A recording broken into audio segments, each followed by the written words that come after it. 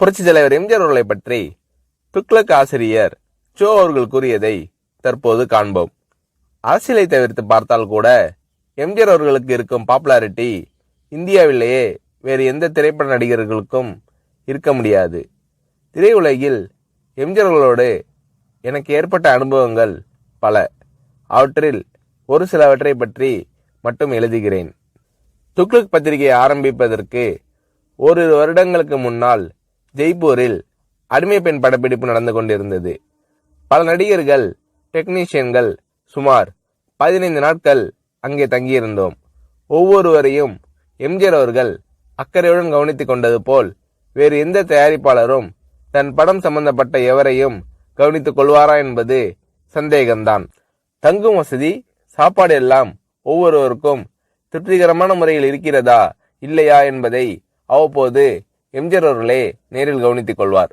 படப்பிடிப்பின் போது ஒரு சில நாட்கள் கடும் வயிற்று வலியால் நான் அவதிப்பட்ட போது எம்ஜிஆர் அவர்கள் என்னிடம் காட்டிய பரிவு என்னால் மறக்க முடியாது.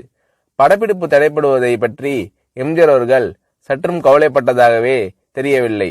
அதே சமயத்தில் சென்னையில் ஒரு வழக்கை நடத்துவதற்காக நான் ஆஜராக வேண்டியிருந்ததால் உரிய நேரத்தில் என்னை அனுப்பி வைப்பதற்கும் எம்ஜிஆர் அவர்கள் எடுத்துக்கொண்ட சிரமம் கொஞ்சம் நஞ்சமல்ல. எனக்கு வயிற்று வலி குணமான பிறகு கூட என்னை படப்பிடிப்பிற்கு அழைக்காமல் என் நண்பர்களை அழைத்து உண்மையிலேயே அவருக்கு குணமாகிவிட்டதா, இல்லை ஷூட்டிங் தாமதமாகிறது என்ற காரணத்திற்காக குணமாகிவிட்டது என்று கூறுகிறாரா என்று விசாரித்து கொண்டார் எம்ஜிஆர் அவர்கள். அவருடைய டாக்டரை அனுப்பி நான் பரிபூர்ண குணமடைந்து விட்டேன் என்று அவர் சர்டிபிகேட் கொடுத்த பிறகுதான் சம்பந்தப்பட்ட காட்சிகளை எடுக்க ஆரம்பித்தார் எம்ஜிஆர் அவர்கள். என் விஷயத்தில் மட்டும் இப்படி என்பதில்லை. எல்லா நடிகர்களுக்கும் டெக்னீஷியன்களுக்கும் ராஜ உபசாரம்தான். ஜெய்ப்பூரில் அடிமை பெண் படப்பிடிப்பு நடந்து கொண்டிருக்கும் போதுதான் அவருடைய 100வது படமான ஒளிவிளக்கு தமிழகத்தில் ரிலீஸ் ஆகிறது. நீங்கள் சென்னையில் இருந்தால் பெரிய விழாவாக நடத்திருக்கலாமே என்று நான் எம்ஜிஆர் அவர்களிடம் கேட்டேன். சிரித்துக்கொண்டு பேசாமல் இருந்து விட்டார் எம்ஜிஆர் அவர்கள். என்ன இருந்தாலும் ஒரு கதாநாயக நடிகருக்கு 100வது படம் என்பது ஒரு முக்கியமான மைல்கல். அதை இவர் எந்த விதத்திலும் கொண்டாடாமல் விட்டுவிடுகிறாரே என்ற எண்ணம் என் மனதை உறுத்தியது. ஒரு சிறிய அன்பளிப்பை வாங்கி ஒரு வாழ்த்து பத்திரத்தையும் எழுதி ஜெய்ப்பூர் வந்திருந்த அத்தனை டெக்னீஷியன்கள், நடிகர்களின் பெயரையும் குறிப்பிட்டு நானே கையெழுத்திட்டு எல்லோரது முன்னிலையிலும் எம்ஜிஆர் அவர்களுக்கு வாசித்தளித்தேன்.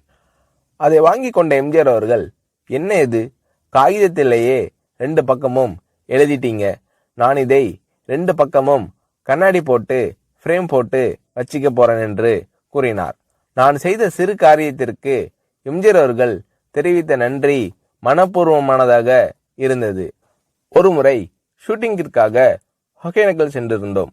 நான் போய் சேரும்போது எம்ஜிஆர் அவர்கள் அவுட்டோர் லொகேஷனில் இருந்தார்.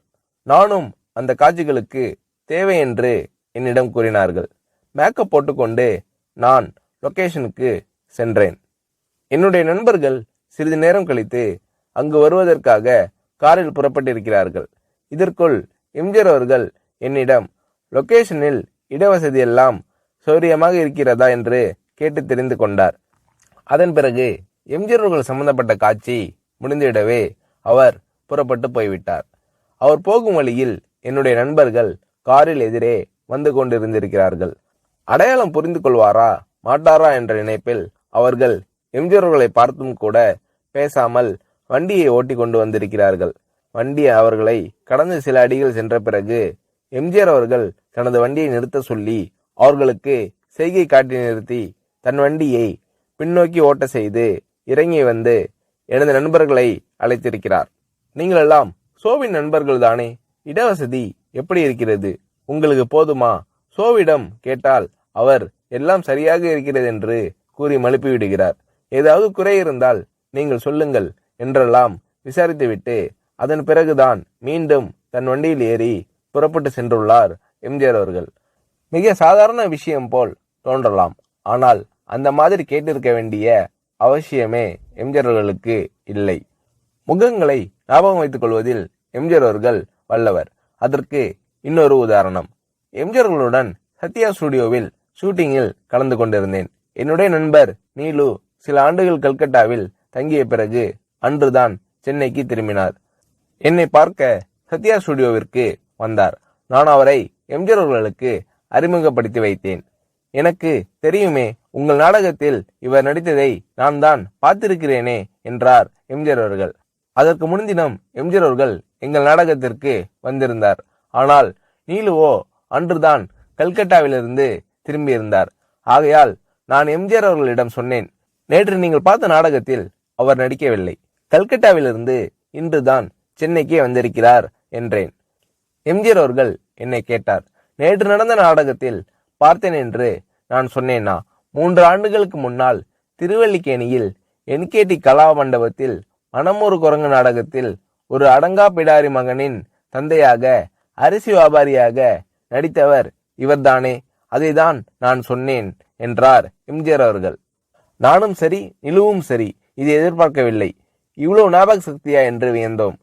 சினிமா நாடகங்கள், பொது நிகழ்ச்சிகள் என்று பல இடங்களில் பலரை சந்திக்கும் இந்த மனிதருக்கு இவ்வளவு கரெக்டா ஒரு முகத்தை ஞாபகத்தில் வைத்துக் கொள்ள முடிகிறதா என்று ஆச்சரியப்பட்டு போனோம். திரையுலகில் எம்ஜிஆர் அவர்களிடம் நான் கண்ட வேறொரு சிறப்பு, சினிமா டெக்னிக்குகளை அவர் கரைத்து குடித்திருந்த விதம். ஒரு நல்ல டைரக்டருக்கு வேண்டிய எல்லா தகுதிகளும் உடையவர் எம்ஜிஆர் அவர்கள் என்பதில் சந்தேகமே வேண்டாம்.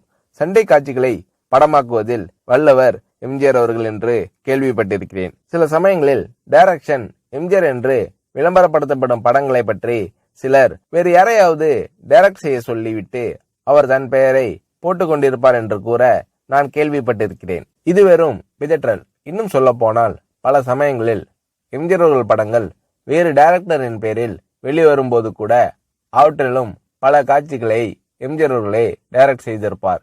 இதுதான் உண்மை. எம்ஜிஆர் அவர்கள் செய்துள்ள தான தர்மங்கள் ஏராளம் என்பது எல்லோருக்கும் தெரியும். தவிர எந்தவிதமான விளம்பரமும் இல்லாமல் எம்ஜிஆர் அவர்கள் செய்துள்ள உதவிகளும் அநேகம் உண்டு. உதவி பெற்றோர்கள் கூட என்னிடம் கூறியிருக்கிறார்கள். மிகவும் தேவையான சமயத்தில் செய்யப்படும் உதவி போன்ற நல்ல காரியம் வேறு எதுவும் இல்லை. இந்த மாதிரி நல்ல காரியங்களை எம்ஜிஆர் அவர்கள் செய்திருக்கிறார் என்பது மறுக்க முடியாத உண்மை. ஒரு நடிகர் ஒரு முறை என்னிடம் கூறினார், வீட்டுல ஒல வச்சுட்டு சோறு பொங்குற நம்பிக்கையோட ஒருத்தர் வீட்டுல போய் நிக்க முடியும்னா அது எம்ஜிஆர் தான், வேறு யாரும் கிடையாது. இந்த மாதிரி மனப்பூர்வமான சர்டிபிகேட் வேறு எத்தனை பேருக்கு கிடைக்கும் என்று புரட்சி தலைவர் எம்ஜிஆர் அவர்களை பற்றி ஷோ அவர்கள் கூறுகிறார்.